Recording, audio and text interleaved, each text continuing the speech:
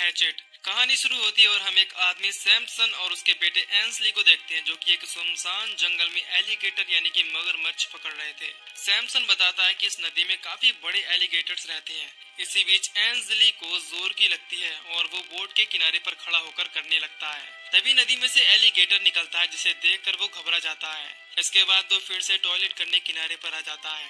तभी उसे पानी में कुछ हलचल सुनाई देती है। जब वो अपने डैड के पास जाता है तो किसी ने उसके डैड को बेरहमी से मार दिया था। ये देखकर वो डर जाता है और लोहे की रॉड लेकर चिल्लाने लगता है कि जो भी है मेरे सामने आ जाओ। तभी हम देखते हैं कि वहाँ कोई आ जाता है और उसके हाथ उसकी बॉडी से अलग कर देता है। फिर वो उसकी रीढ़ की हड्डी को अपने हाथों से बाहर निकाल लेता है। इससे एंसली की भी मौत हो जाती है। सीन यहाँ से शिफ्ट होता है और हम काफी सारे लोगों को एक फेस्टिवल एंजॉय करते देखते हैं। खैर यहाँ एक लड़का बैन थोड़ा अपसेट था क्योंकि उसकी गर्लफ्रेंड क्रिस्टीन ने उसे छोड़ दिया था। उसके फ्रेंड्स उससे कहती हैं कि वो सबके साथ मिलकर फेस्टिवल को एंजॉय करे, लेकिन उसे ये सब कुछ अच्छा नहीं लग रहा था। इसके बाद वो अपने फ्रेंड्स से हॉन्टेड स्वैम्प टूर के बारे में बताने लगता है कि वो वहाँ जा रहा है। उसके बाकी के फ्रेंड्स फेस्टिवल में वापस चले जाते हैं। खैर उसका एक फ्रेंड मार्कस भी उसके साथ चलने के लिए तैयार हो जाता है। अब वो एक शॉप पर जाते हैं जहाँ से उन्हें टूर के टिकट्स मिलेंगे। वहाँ उन्हें ज़ॉम्बी नाम का बंदा मिलता है और वो उनसे कहते कि अब वो टूर नहीं करवाता क्योंकि वहाँ जाना अब अलाउ नहीं है जहाँ तुम जाना चाहते हो। इसके बाद ज़ॉम्बी उन्हें एक दूसरे आदमी के पास जाने को कहता है जो कि उनके टूर का इंतजाम करवा सकता है। मार्कस बेन से कहता है कि हमें वहाँ नहीं जाना चाहिए, लेकिन वो उसकी नहीं मानता और कहता है कि हम वहाँ काफी मजे करेंगे। अब वो एक दूसरी शॉप पर आ जाते हैं जहाँ वो देखते हैं कि डग नाम का आदमी मिस्टी और जैना नाम की दो लड़कियों की नेक्ड वीडियो शूट कर रहा है। इसका मतलब था कि वो तीनों भी हॉन्टेड टूर के लिए जाने वाले हैं। खैर उन्हें वहाँ सॉन नाम का बंदा मिलता है जिससे बैन टूर के बारे में पूछने लगता है। वो उनसे कहता है कि टूर में लाइव घोस्ट देखने का मौका पा सकते हैं। फिर वो दोनों वहाँ जाने के लिए तैयार हो जाते हैं और उसे पैसे भी दे देते हैं।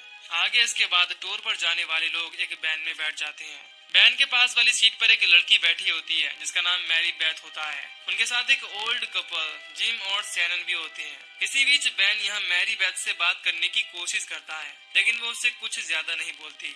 अब डग वो जंगल में उन दोनों लड़कियों की वीडियो बनाने जा रहा था ताकि उसे अच्छा प्रॉफिट हो। खैर इसके बाद सॉन वैन को ड्राइव करके एक लोकेशन तक पहुंच जाता है। उन्हें यहाँ तक पहुंचने में रात हो चुकी थी। यहाँ सॉन उन सभी को एक बोट में बिठा लेता है और यहाँ से स्वैम्प की तरफ जाने के लिए निकलने लगता है। लेकिन तभी दूर से एक आदमी जैक चिल्लाकर उन्हें आवाज लगाता है और उन्हें आगे जाने से मना करता है। सॉन सबसे कहता है कि उसकी बातों पर ध्यान मत दो, वो एक पागल है। खैर वो अब अपना टूर घूमने निकल जाते हैं। सॉन उनसे लगातार डरावनी बातें करने लगता है। उसकी बातें सुनकर मार्कस बैन से कहता है कि मुझे ये टूर ज्यादा अच्छा नहीं लग रहा और ये बकवास ड्राइवर जब से लेकर पका रहा है। अब कुछ आगे जाने पर उन्हें किनारे पर एक घर दिखता है जिसके बारे में शॉन बताता है कि ये घर विक्टर क्राउली के डैड का है। वो उन्हें विक्टर क्राउली की स्टोरी बताने लगता है कि वो बचपन से ही एक अगली यानी बदसूरत लड़का था और एक दिन उसके ही डैड ने उसके सर में कुल्हाड़ी मारकर उसे मार दिया और तभी से विक्टर क्राउली रात में यहाँ जंगलों में घूमता है और अपने डैड को आवाज लगाता है। मैरी बेथ कहती है कि ये सब झूठी बातें हैं। खैर अब कुछ दूर जाने पर सॉन बोट रोक देता है और उसकी लाइट भी बंद कर देता है। वो सबसे कहता है कि वो जंगल की तरफ देखें, जहाँ उन्हें लाइट्स दिखे वहाँ समझ लेना कि घोस्ट है। इससे हम समझ पाते हैं कि सॉन उन्हें केवल डराने की कोशिश कर रहा था। तभी उन्हें जंगल में से लाइट आती हुई दिखती है। सबको लगता है कि ये पानी के रिफ्लेक्शन से हो रहा है। अब सॉन जैसे ही बोट की लाइट शुरू करता है उन्हें जंगल में किसी आदमी की परछाई दिखती है जिसके बारे में वो बताता है कि ये घोस्ट हो सकता है। कुछ आगे जाने पर उनकी बोट बड़े पत्थरों में अटक जाती है। इसके बाद सॉन बैन और मार्कस की हेल्प लेकर बोट को बाहर निकालने की कोशिश करने लगता है, लेकिन तभी वहाँ काफी तेज बारिश शुरू हो जाती है।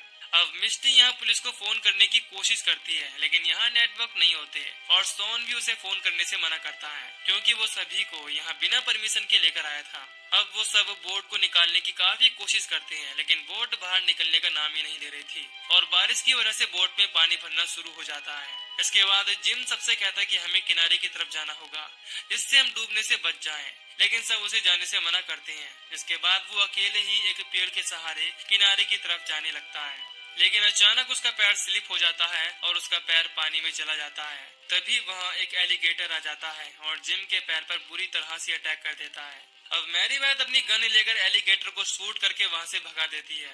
आगे वो सबसे कहती है कि हमें जल्दी से जल्दी किनारे पर जाना होगा। फिर सब लोग एक एक करके किनारे की तरफ आने लगते हैं। इसी बीच डग, मिस्टी और मैरी बेथ का भी पैर स्लिप हो जाता है और वो तीनों पानी में गिर जाते हैं। मिस्टी और मैरी बेथ वो तो पानी से बाहर आ जाते हैं, लेकिन डग अभी भी पानी में ही था। तभी उसकी तरफ एक एलिगेटर आने लगता है। डग जल्दी से पानी से बाहर आ जाता है और उसके हमले से बच जाता है। इसके बाद वो सब जंगल में आकर एक जगह पर रुक जाते हैं और शॉन से सवाल करने लगते हैं कि ये उनके साथ क्या हो रहा है। इस पर वो बताता है कि वो पिछली रात भी यहाँ एक टूर के लिए आया था, लेकिन उस वक्त उनके साथ ये सब नहीं हुआ। अब वो मैरी बेथ से ही पूछने लगता है कि उसके पास गन क्या कर रही है। इस पर वो कहती है कि वो यहाँ अपने डैड और भाई को ढूंढने आई है, जो कि 2 दिन पहले यहाँ आए थे। इसी बात से हम समझ जाते हैं कि मूवी की शुरुआत में हमने जिन्हें देखा था वो उसके डैड और भाई थे। इसके बाद वो बताती है कि ये जंगल काफी खतरनाक है, हमें यहाँ से जल्दी निकलना होगा, नहीं तो हम सब मारे जा सकते हैं, क्योंकि ये विक्टर क्राउली का जंगल है। इस पर डग कहता है कि वो ये कहानी काफी बार सुन चुका है। अब मैरी बेथ उन सबको विक्टर क्राउली की असली कहानी बताने लगती है कि वो बचपन से ही एक अगली बच्चा था और इसी वजह से उसके डैड उसे हमेशा सबसे छिपाकर घर में ही रखते थे। लेकिन उसके डैड उसके अगली होने के बावजूद उससे काफी प्यार करते थे। बाकी के बच्चे क्राउली को काफी डराते थे और उसका मजाक भी बनाते थे, जिस कारण वो दोनों इसी जंगल में रहते थे। लेकिन एक दिन हैलोवीन की रात में 3 बच्चों ने हद ही कर दी। जब क्राउली घर पर अकेला था तो उन्होंने उसे डराने के लिए उसके पास पटाखे फेंकने लगे, जिसकी वजह से घर में आग लगनी शुरू हो गई और देखते ही देखते आग तेजी से फैलने लगी। तब उसके डैड घर आ गए, जिन्हें देखकर वो तीनों वहाँ से भाग गए। उसके डैड दरवाजे को खोलने की काफी कोशिश करते हैं, लेकिन वो नहीं खुला। इसके बाद वो एक कुल्हाड़ी लेकर दरवाजे पर मारने लगते हैं, पर वो नहीं जानते थे कि क्राउली दरवाजे की दूसरी तरफ खड़ा है। तभी कुल्हाड़ी उसके सर में लग जाती है, जिसकी वजह से उसकी मौत हो गई। अपने बेटे की मौत से उसके डैड डिप्रेशन में चले गए और उन्हें इस बात का बड़ा सदमा लगा। वो अपने घर में 10 साल तक रहे और बाद में उनकी भी मौत हो गई। उसी दिन से लोगों का कहना है कि विक्टर क्राउली अपने डैड को इन्हीं जंगलों में ढूंढता है और जो भी उसके घर के आसपास आता है वो उसे बेरहमी से मार देता है। खैर, ये कहानी सुनने के बाद भी कोई उसकी बात पर यकीन नहीं करता और शॉन कहता है कि हम उसके घर को काफी पीछे छोड़ आए हैं। इसके बाद वो बताती है कि वो उसका असली घर नहीं था। आगे वो उन्हें उनका असली घर दिखाती है, जो कि कुछ दूर उनके सामने ही था।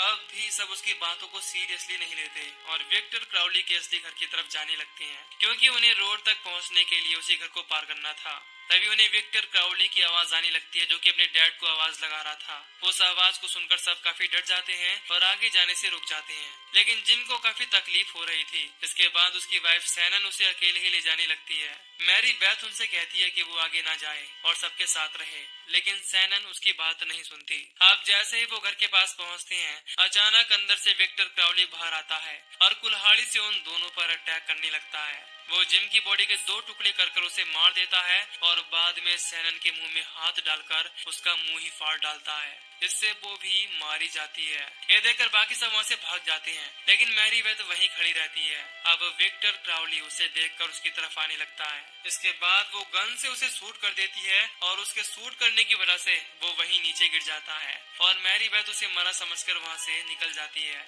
अब मैरी बेथ सबके पास आती है और बताती है कि वो दोनों मारे गए। इसके बाद हम देखते हैं कि मार्कस एक पेड़ पर चढ़ा हुआ है। सब उससे पूछने लगते हैं कि क्या उसे ऊपर से कोई शहर दिख रहा है। इस पर वो कहता है कि काफी दूर एक सिटी है। इसी बीच वो सब नोटिस करती हैं कि डग उनके साथ नहीं है। दूसरी तरफ हम डग को देखते हैं, जो कि विक्टर क्राउली से अकेले ही बचकर भाग रहा था।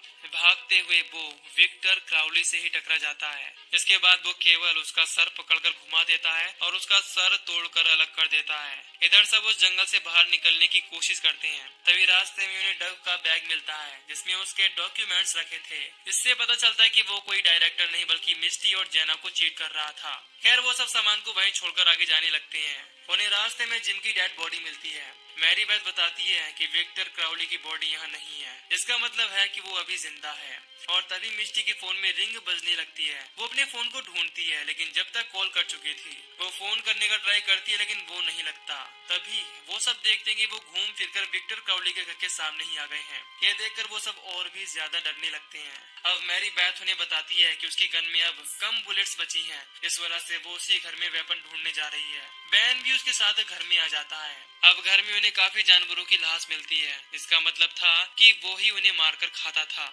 तभी मैरी बेथ को वहाँ अपने भाई और डैड की बॉडी मिलती है। इन्हें देखकर वो रोने लगती है।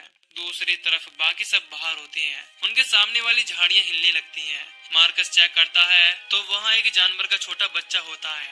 तभी जेना के पीछे क्राउली आ जाता है और एक बड़ी कटर मशीन लेकर उसके चेहरे पर चला देता है। मैरी बेथ ये देखकर काफी गुस्से में आ जाती है और एक फावड़ा लेकर विक्टर क्राउली को मार देती है। इससे वो नीचे गिर जाता है। फिर बैन मैरी बेथ को खींचकर वहां से ले जाता है। इसी बीच शॉन क्राउली को मारने की कोशिश करता है, लेकिन वो उल्टा ही फावड़े की मदद से उसके गले को काटकर अलग कर देता है। बुरी तरह घायल जब जेना वहां से जाने की कोशिश करती है तब वो उसे पकड़कर फावड़े की रॉड में टांग देता है, जिससे वो भी मर जाती है। बाकी सब जल्दी से बचकर वहां से निकल जाते हैं। आगे जाने पर मैरी बेथ उसे बताती है कि ये स्वयं इलाका उसका है और वो हम सबको मार देगा। तभी यहाँ विक्टर क्राउली आ जाता है, जिसे देखकर वो जल्दी से बचकर निकल जाते हैं। अब बैन डिसाइड करता है कि वो उसे मार कर ही जाएंगे। फिर वो उसी के घर की तरफ जाने लगते हैं, जिसमें उन्हें गैस फ्यूल मिल जाए और वो क्राउली का खात्मा कर दें। इसके बाद बैन घर में आकर फ्यूल कैन ढूंढने लगता है और मिस्टी बाहर खड़ी होकर पहरा दे रही होती है।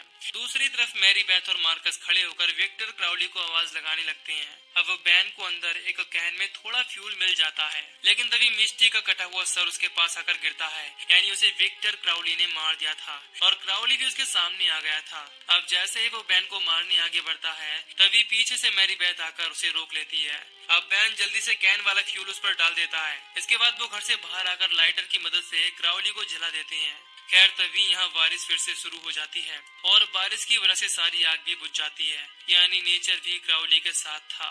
मैरी बेथ मार्कस और बैन को जल्दी से लेकर यहाँ से निकल जाती है। अब वो तीनों चलते हुए एक कब्रिस्तान में आ जाते हैं। उन्हें वहाँ से बाहर जाने का गेट मिल जाता है, लेकिन तभी यहाँ क्राउली आ जाता है और उन्हें पकड़ने लगता है। तीनों किसी तरह उससे बचते हुए भागने लगते हैं। फिर वो एक जगह आकर रुक जाते हैं। तभी यहाँ क्राउली आ जाता है और मार्कस को पकड़ लेता है। वो उसके हाथों को पकड़कर उखाड़ देता है और बाद में उसकी बॉडी उठाकर एक कब्र में मारता है। इससे उसकी बुरी तरह मौत हो जाती है।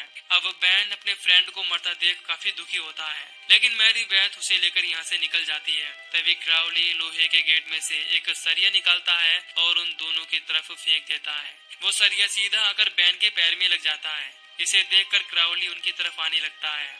मैरी बेथ उससे कहती है कि वो सरिये को उसके अंदर घुसा सकते हैं। फिर बैन उस सरिये को मोड़कर क्राउली की तरफ फेंक देता है और सरिया क्राउली के अंदर घुस जाता है। इसके बाद दोनों उसे वहीं छोड़कर यहाँ से आगे जाने लगते हैं। कुछ आगे जाने पर मैरी बेथ को अपने डैड की बोट मिल जाती है। इसके बाद दोनों बोट में बैठकर यहाँ से निकल जाते हैं। इसके बाद बैन अपने पैर के घाव को एक कपड़े से बांध देता है। दोनों सोचते हैं कि वो उससे बच गए हैं और उन्होंने क्राउली को मार दिया है, लेकिन तभी पानी में से क्राउली आकर मैरी बेथ को पानी में गिरा देता है। बैन उसे पकड़ने की काफी कोशिश करता है, लेकिन वो पानी में जाकर झाड़ियों में फंस चुकी थी। वो किसी तरह उनसे बाहर निकल जाती है। वो देखती है कि बैन ने उसे पकड़ने के लिए अपना हाथ पानी में डाल लिया है। इसके बाद वो उसका हाथ पकड़कर ऊपर आ जाती है, लेकिन बोट पर क्राउली होता है, जिसने बैन का हाथ काटकर पानी में डाल दिया था।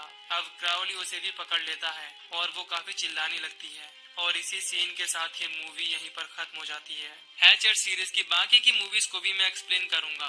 बाकी अगर आपको इस मूवी की एक्सप्लेनेशन पसंद आई हो तो वीडियो को लाइक और चैनल को सब्सक्राइब कर दीजिए। बाकी मिलूंगा आपसे न्यू वीडियो में। Till then take care, love you, bye bye.